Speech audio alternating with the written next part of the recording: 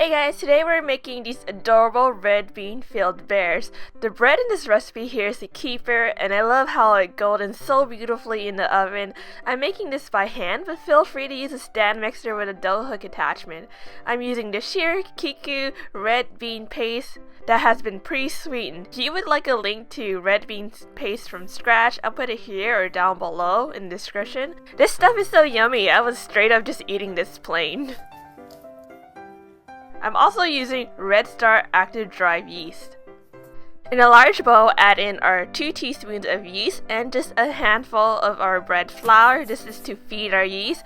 And add in our warm water, just enough to dissolve it. And whisk this together with a whisk. A whisk really does a really good job combining these together. And wiggle it around just to see is there any more yeast inside the bowl. Add in the sugar,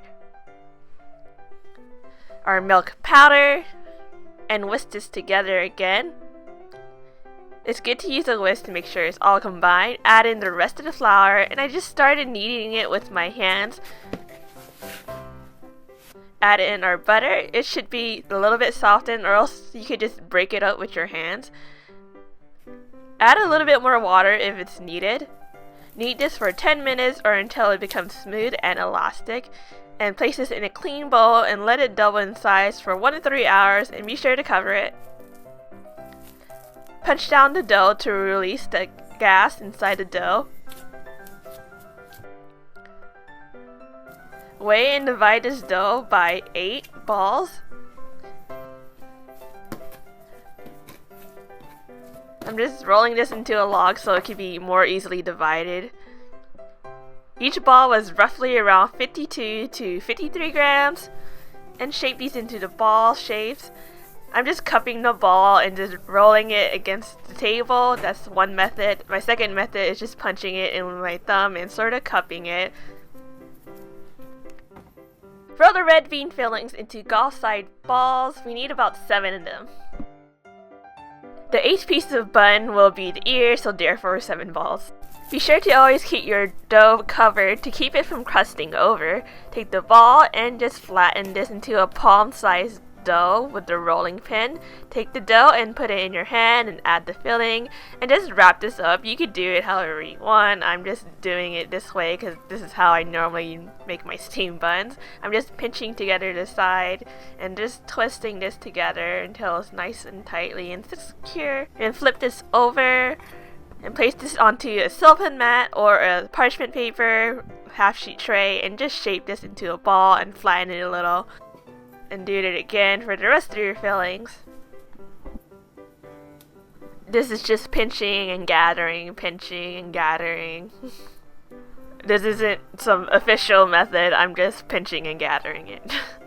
Flip the dough over and place it onto your silpat mat and just shape it again. I'm just tucking it underneath and just making it look like a more nicer ball. And for our last piece, we roll it out into a log, and we're going to divide this into around 14 pieces for the ears. I'm just cutting it in half and stacking it together and cutting it with my bench scraper. I'm doing this so I know I'll have like even pieces. You could weigh them out one by one, but I just don't want to live that kind of life. I took out one piece because it was like an even number, and now this is 14 plus 1. Roll each of these pieces into balls. With your finger, push the ball flat. This will make them look more ear-like. Taking our ball, shape it into an oval shape, just flattening it with your hand and pushing it down, and add the ears halfway underneath, or a little bit more than halfway, because these do kind of expand, of course. After adding in the ears, I like to push it down slightly on the side where the ears are, just so I'll have a sort of even head shaped. Because obviously when the dough rises, that side will be more higher than the other side.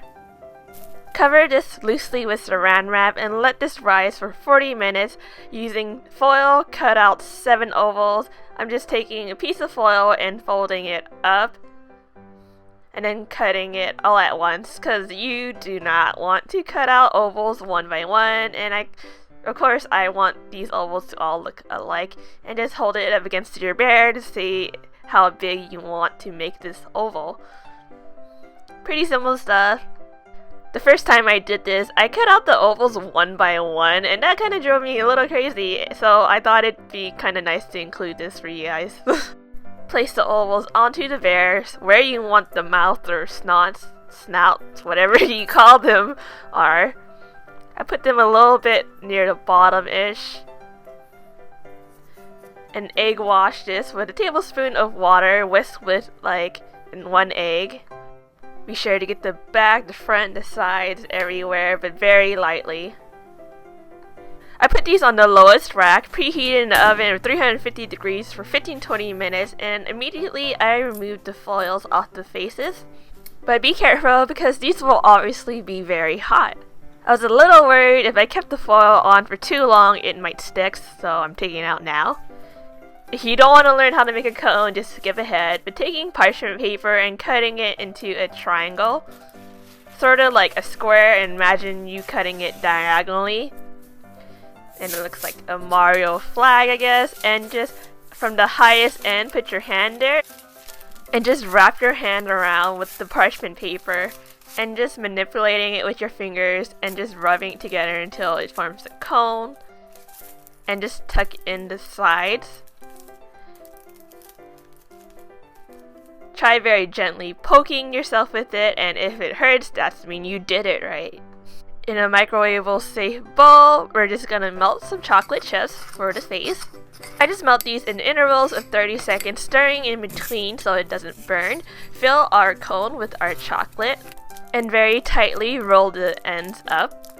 Snip off the ends of the cone, and just test it out to see how much chocolate flows out. Pipe on a small dot for the eyes. We're just gonna work with our small dot and just make a dot for the other eye, and using a toothpick or this fancy stick I got for like $1 from China, just work your way to building a bigger eye. We don't want to start off with a big chunk of eye because we kind of want this flat. They give this kind of like royal icing consistency if you have experience with that, and just make this into a flat circle. I'm just using a very light touch. My stick isn't actually touching the bread, it's just touching the chocolate and going in circles. Pipe on a small dot for the mouth again, just a small mouth, and we're just gonna work with it.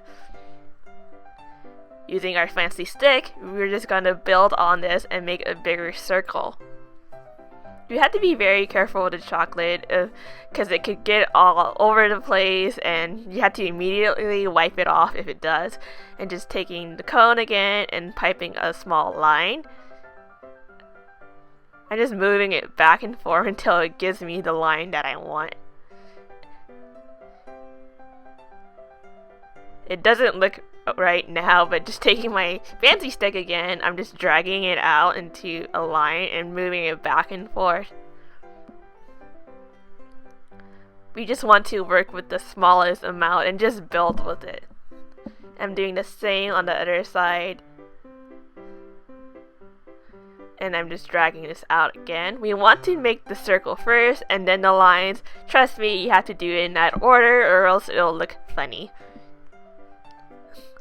And I'm just like working it in to making it look more together. And there you have it, bear buns. Thank you for watching my video. Please like, comment, subscribe, and bye!